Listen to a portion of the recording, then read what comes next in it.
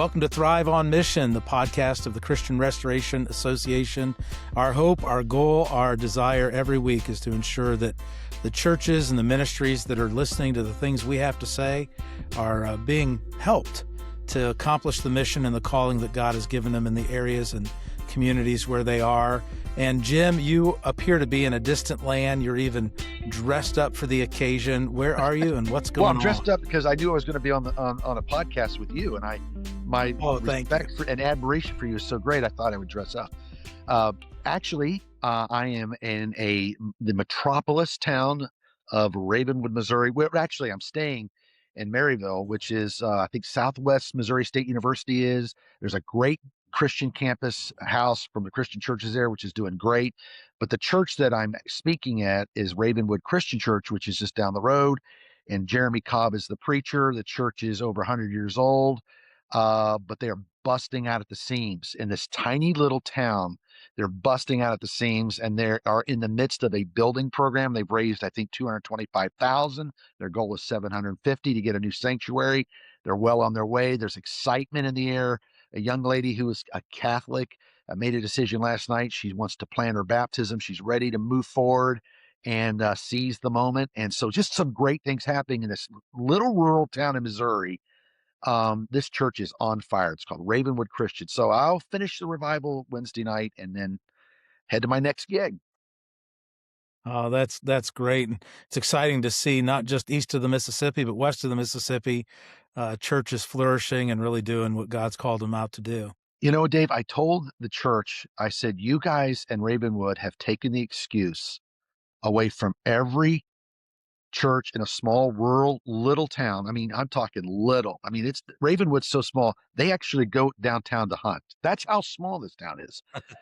They don't pass out bulletins. It's a River and Stream magazine. So, I mean, it's very small. So I said, you've taken the excuse away from every church in small town America that's shrinking in size, numerically, the town, that you still cannot have a strong, vibrant, doctrinally sound, growing, independent Christian church or Church of Christ.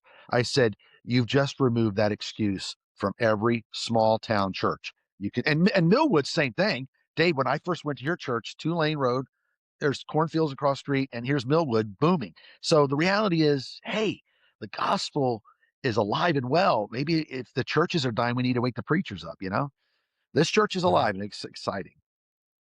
Hey, most every week we've tried to give out a game ball, a $25 gift certificate to the CRA bookstore. You have anybody in mind for this week? Well, that's a great question. I would love it to go to the preacher of this church, Jeremy Cobb. Jeremy has an incredible story, shared with me his life journey and how God got him into ministry. He's a retired military guy, but man, I'm telling you, he is passionate about his people.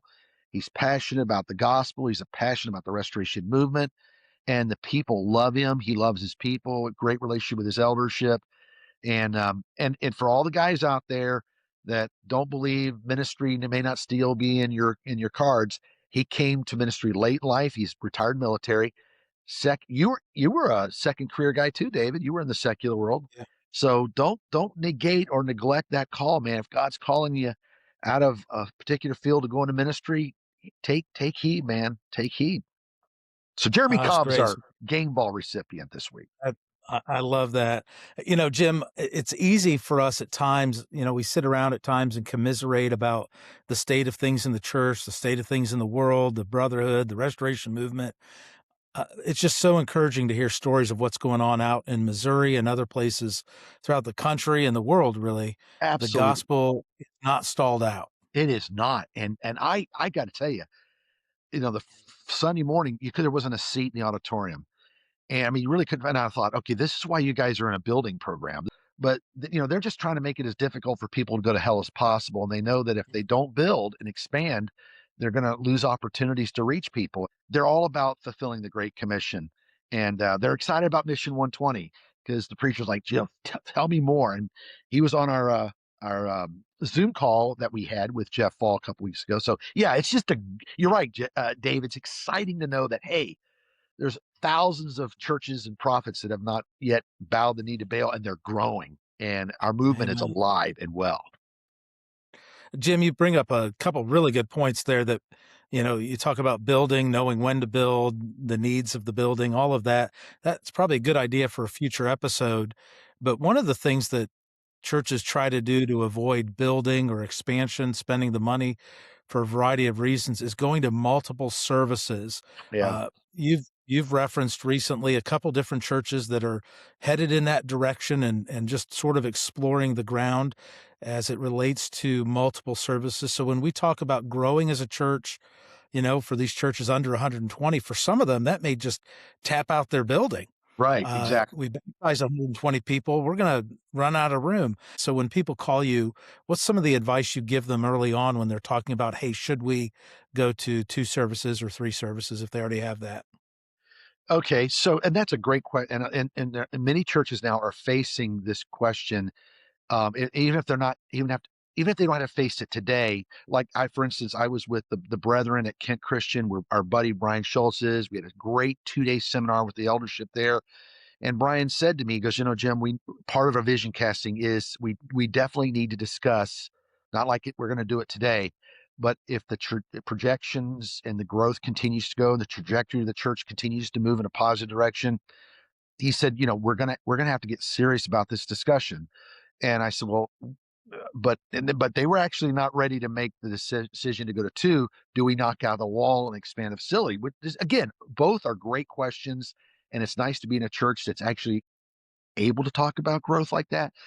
But I said, well, don't wait till you're maxed out before you have this conversation. Have it, get ahead of the game, get ahead of the flow.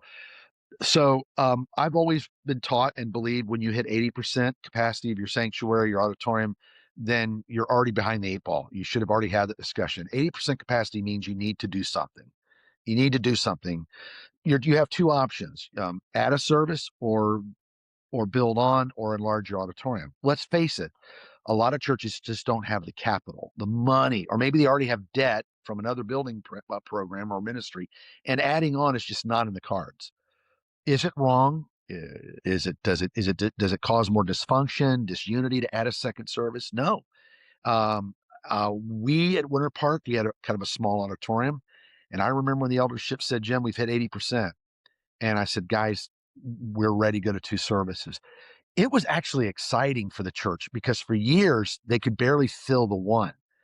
And as people started coming and we had more baptisms and then parking got crazy, it was kind of like, hey, we get to add a second service, not like, oh, great, we have to.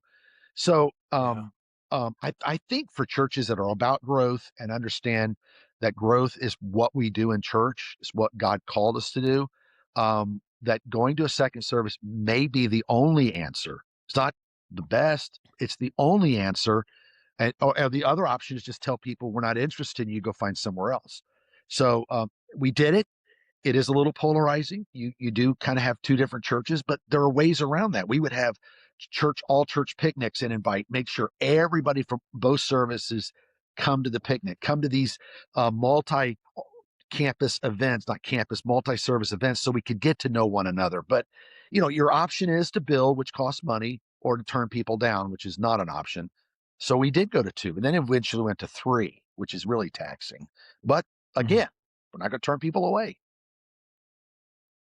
Yeah, how do you hold up, as a preacher with that? Because I assume you're preaching 3 times in the morning and maybe even in the evening still if you have an evening service. So at Winter Park, we did 3 in a row, and we ran Sunday school at the same hour as the middle service. Fortunately, the evening service, Dr. Jim Smith said, Jim, would you like me to be your evening program speaker? Would you like me to handle Sunday night? And I said, Dr. Smith, if I say no, I want you to go to my car. There's a 38 in the glove compartment. Take it out and shoot me. Yes, of course I want you to. Yeah. Are you kidding? We're paying $500 a credit hour at the college for you, and we get you for free. So for about 10 years, I had him as my Sunday night speaker. So I was in heaven. And then, of course, we started a campus ministry on Sunday night. So sometimes I would attend that after Doc Smith's class. But yeah, it's grueling. I'll tell you, it's taxing on the preacher, especially if you have a praise team. We would ask them to do all of them, which was taxing. But here's what we asked them to do. We asked them to see the kingdom as the greatest entity in the world. It is. The Church of Christ is what God sent his son to die for. And if investing in 3 services is what you have to do to give currency to the coming of Jesus Christ, then we'll do it. And we sent that message home hard, and they responded. Our people responded beautifully. Now, yeah, you have to have multiple child care workers, and yeah, it expands your church's faith, and it is taxing. But what excited them was baptisms and growth and being a part of something that's alive. What we've experienced here is it's not just an auditorium issue, but parking and Yes. the childcare rooms, the Sunday school rooms, we start to notice those things sort of bulging at the seams, if you will, and Yes. trying to figure out how to adapt to that. We're in the process, as we record this episode, where Resurrection Sunday is just a couple weeks out, and based on our past year on that day, we decided let's go with 2 services. And what we've tried to do this time that we didn't in the past when we were in 2 services at the old building is really get all of our key leaders and ministry responsible people, the nursery director of our nursery, children's minister, the guys that brew the coffee in the morning, deacons, the worship team, the parking guys. We had a meeting with probably 15 different people, and really just came up with checklists for each of those areas of responsibility. Met again in 3 weeks to talk about how that's going. How do your volunteers respond to this? How are you going to respond to this? And sort of just being ready for that day on Easter Sunday. That's just for one week. Right. We're going to exactly. do. And it's intensive on the volunteer front, let alone the work required of the preacher, of course. So how do you long term, as you consider moving to those 2 services, how do you weigh the pros and the cons? And obviously the big pro is more people get to hear the gospel, but there's going to be some things we're like, yeah, I'm not sure we want to do that because of the volunteer involvement. So like the church that I'm preaching at during this revival, Ravenwood Christian, they've already predetermined that dual services was absolutely the last option, which is fine. And so they said, we are going to bite the bullet and raise the significant money and tear the old building down and build a brand new structure with way more seating. And I said, that is obvious. In my opinion, that's always the best option. Keep it at 1, but grow the footprint of your property so you can handle it. Number 2, and I would tell every preacher this, it's how you sell it. If you get up in the pulpit and you bemoan the fact, hey, we've got to add another service, and I'm sorry, we're going to tap into you to serve more, and we're going to need you to, if you're on the praise team, you got to give us a little more time, and maybe you have to double up on the teaching, and our staff is already frustrated, they're going to have to put more time in, and it's really a terrible place to be. If you come across that way, a bias of negativity, nobody in the church is going to buy in. They're all going to go, then why are we doing it? If you go up in the pulpit and you go, hey, we have got a challenge in front of us, but it's a challenge that many churches would kill to have. We're growing so fast. The only way to compensate for these new disciples that we're bringing in is to add another service. I'm telling you, your people will jump on board. They will be thrilled because you have given them reason to be excited. So a lot of it is how you roll it out, Dave. It really is. Someone once said, vision without action is a daydream. Action without vision is a nightmare, right? So you need both vision and action to make it work. But if you don't have them both, it's going to be a train wreck. I assume there's a sweet spot of when to launch a second or a multiple services. If you do it too early, let's say the number of people in each of the services might be very imbalanced, or one service is going to have a lot less than the other. If you wait too late, there's potential you could lose people because they don't like the crowd. So what would you say that sweet spot timing is to prepare and launch? Okay. So again, if you're running 80% capacity, you should have had that conversation a long time ago, but at least start having now. Number 2, and this is important. We encourage people to seed the new service. So before we launched at Winter Park, before we launched the early service, we said, okay, or the second service, we said, can we get 30% of those who attend this service to come to this other one? So there's critical mass already. So when people do walk in, there's not emptiness. So we got a number of folks that committed for 6 months. We're going to go to the new service. So there's people sitting in here and there's people singing and there's energy.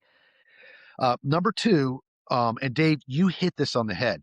Parking is a huge issue for churches. We found out, our elders said, Jim, we are literally watching people pull in, can't find a parking space, and drive out. Every Sunday they were doing this. I said, guys, come on. If we were a secular business, we would have fixed this by now. How come the church seems to always be the last to fix a problem? So parking became a driving issue in both the churches I served. Because in both churches I served, when we built the gymnasium and the Family Life Center and the Christian school at Kissimmee, we lost a ton of parking. So that became critical. And so we ended up having to find every spot. So what we did was we created a golf cart ministry. We're saying, okay, if we're asking people to park in the back 40 in the dirt lot, which is what we had, we're not going to ask these ladies in heels to trudge through the dirt. So we created a parking lot ministry. We got like a 900 seat golf cart. I mean, this thing was huge. And man, we had that guy running between services, bringing people in, bringing people back to their cars. So we did everything we could to minimize the challenges when we begin to add services on. But another challenge, again, as I said, you really have to be sensitive to the clock. When you're only running one service, you have a guest speaker, he goes over a little bit, no big deal. Man, when you're running multiple services, time's your enemy. And you don't have the luxury of just going over, because you've got dozens of people standing outside in the heat ready to come in. You've got an entire auditorium that needs to empty out. And all of a sudden you've got this congestion. I mean, we had to work through all of these things because we had this problem.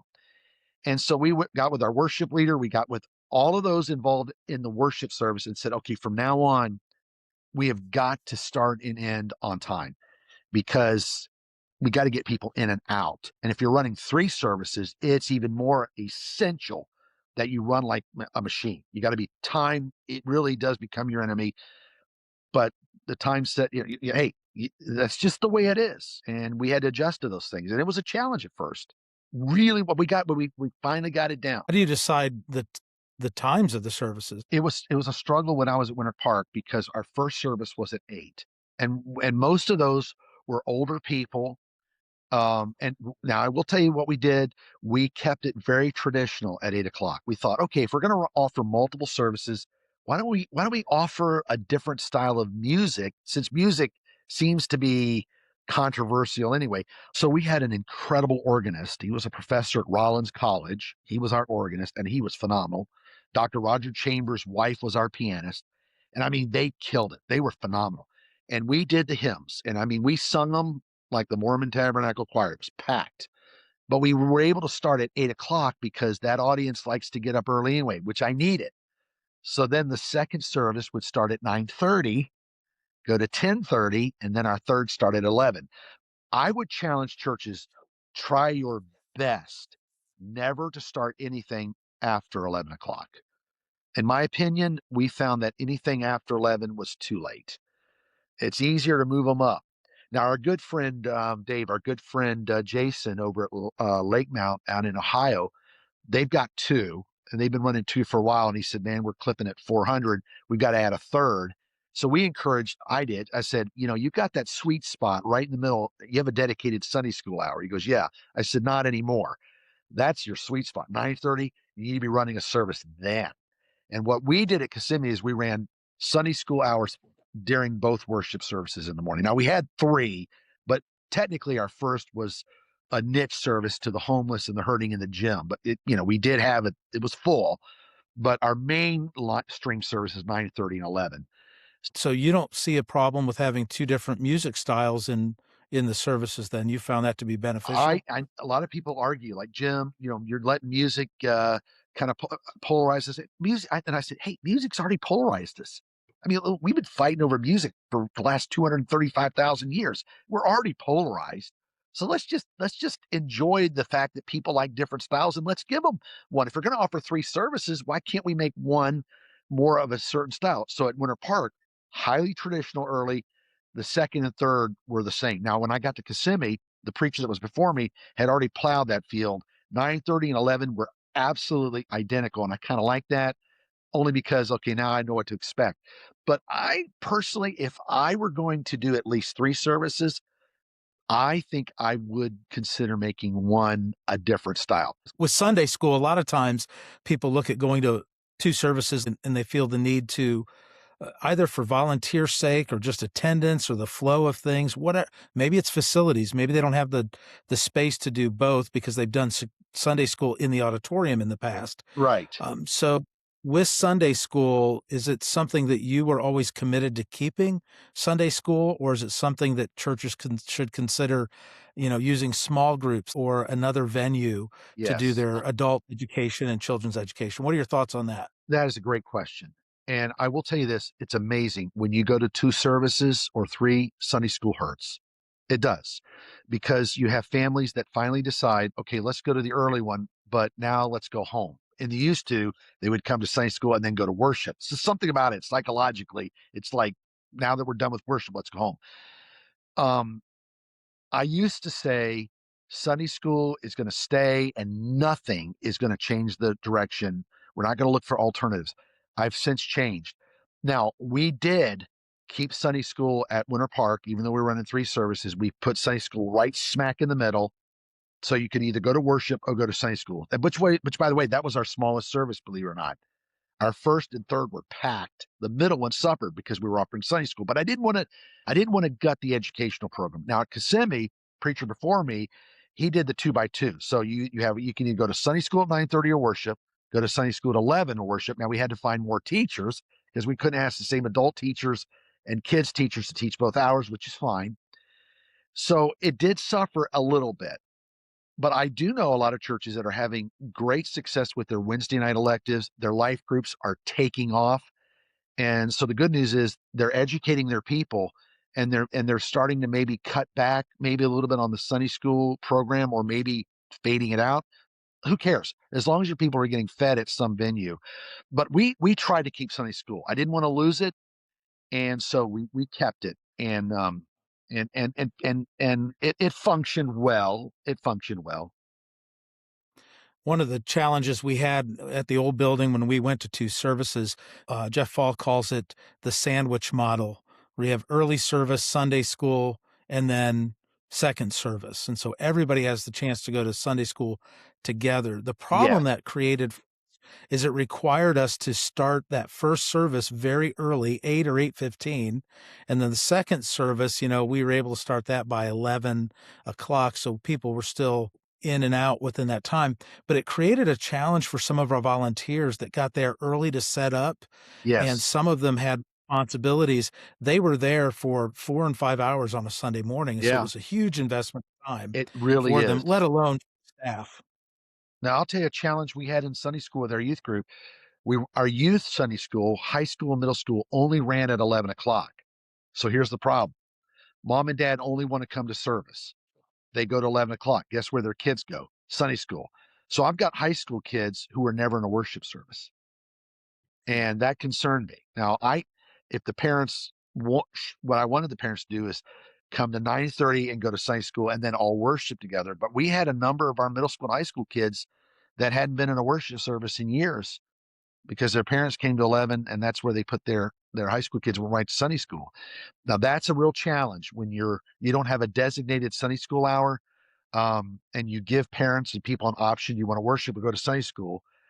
If they choose B, worship, my kids go to Sunday school, then you're never worshiping as a family. And I hated that. So that's a real drawback. And that's something that needs to be discussed in your elders meeting. But it can be a dilemma. It was a challenge. And I always felt uncomfortable about that. One of the arguments that people often give is that it becomes polarizing when you go to multiple services. So what are some ways to overcome what would seem to be a split in the church or polarization between those that go to one service and those that go to a second service? How do we overcome that? Okay, that's a great question. First of all, please understand, if you're running one service and you have an auditorium that seats 800 and you got 800 people coming, don't tell me you know all 800 people. There's no way. So you're already kind of diversified, even if you're only running one service, as your church gets bigger. Again, there are ways to create fellowship when you go to multiple services. Really highlight your electives on Wednesday night. We got room for everybody on Wednesday, and that's a chance to get to know people that you might not know. Push hard extracurricular events where we are bringing everybody together. Like I said, we used to run some massive lakefront picnics at Kissimmee because the weather was always good and the sun was always out. And our we called it Lake Toho Park was huge and it was right near the church. And we brought the entire body together. And that was a great opportunity to, hey, what service do you go to? I've never met you. That's because I go to First. So we were able to overcome those challenges, but we had to get creative and we had to be very intentional. But do you realize that most people in any church, and I don't know the statistics, someone shared it with me. I wish I had the actual number, but they really only know intimately, I mean, really closely, about 5 or 6 families real close anyway. And it's usually the people in their life group or the people they sit next to and have for years, or their kids are all in the youth group, so they go to youth functions together. But the reality is, as your church grows, whether you have one service, an auditorium that seats 1,000, or you have 3 or 4 services, you only get to know so many people really well anyway. Now, for your eldership, it's a real challenge because they've got to shepherd everybody. So what we encouraged is elders, if you, hey, Johnny, if you're going to first service, Bill, can you make sure you're always at second? Yeah. Okay, good. So we have elders covering all the bases. So we don't have an overriding number of elders in one service and only a handful or none in the others. So that's important, and again, these are challenges, but there's ways to overcome them. Sometimes churches just don't have the money to relocate, build a new building, and the only thing they can do is add a second service because financially it is the easiest route financially. Yeah, it's labor intense, but it's financially friendly. Yeah, and Jim, isn't it exciting that churches even have to talk about these things? Oh, I know. Absolutely. For real. I mean, so many churches right now are thinking, how do we keep our lights on? And to have that discussion, how do we make more room for people? It's like, whoa, that's great. I love that. It is, and so I really appreciated the vision that you try to cast when you're addressing this with the elders and the church as a whole, the staff, any volunteers. Do you realize the opportunity we have to communicate the gospel to more and more people? That's Exactly. why we're at this point.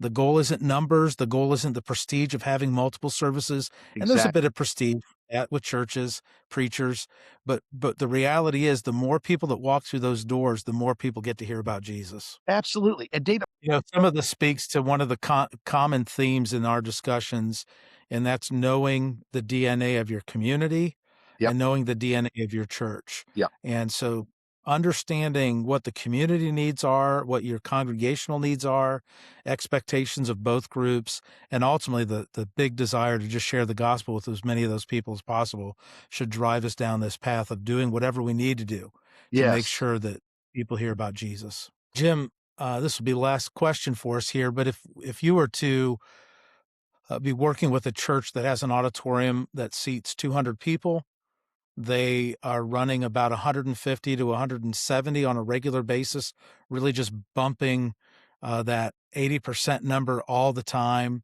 How would they go about planning and introducing a second service if that's the decision they've made? What are some key steps that you would tell them to take? The leadership has to be absolutely on board with doing it. You need to meet with, as you said, key leaders in the church, volunteer ministry team leaders, and say, this is a vision we're getting ready to cast. Can we count on you to ramp up your volunteer recruitment program to cover the needs? Yes.